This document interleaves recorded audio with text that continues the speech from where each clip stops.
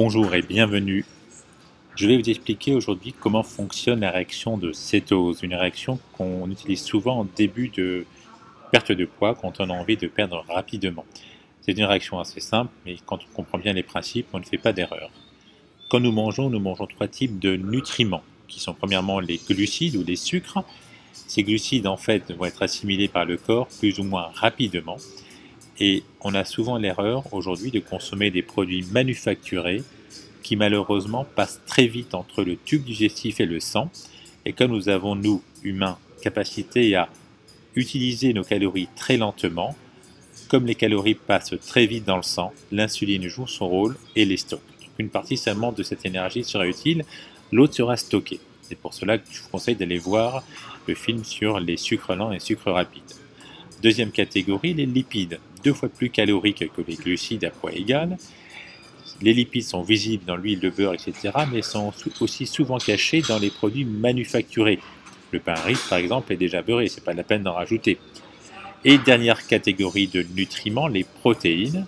Je vous rappelle qu'une alimentation satiétogène nous impose de manger une protéine toutes les 4 heures. Les protéines sont présentes dans les aliments vivants. Elles ne sont pas pour notre corps un substrat énergétique quand elles sont choisies maigres, à savoir qu'on est plutôt une viande à 5%, et donc sont là pour construire le corps, la peau, les muscles, les cheveux, mais aussi pour construire différents signaux qui nous permettent de communiquer à l'intérieur. Donc on les trouve dans les produits vivants, on les trouve dans les produits laboratoires et aussi dans certains produits laitiers où, en lisant bien les étiquettes, on trouve 2 petites perles qui sont le petit Yoplait à 0% et le carré frais à 0%.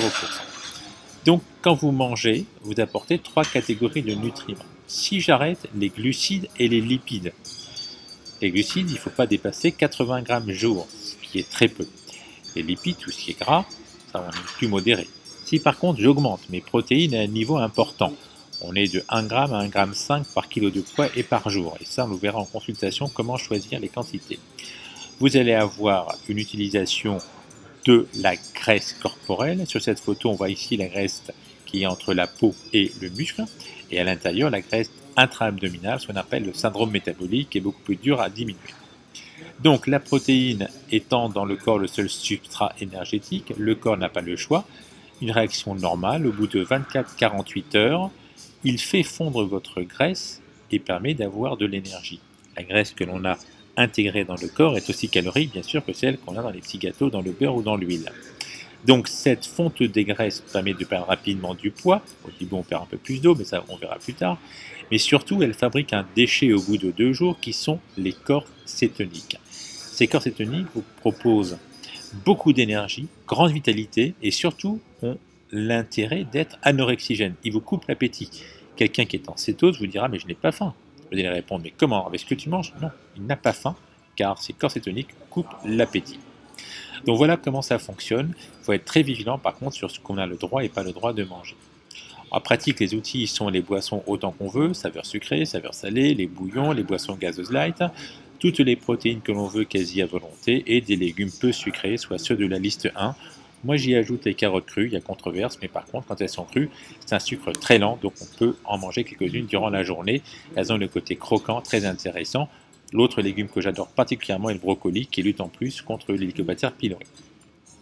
En pratique, on va consommer le matin une protéine laboratoire, à midi des légumes avec des protéines maigres.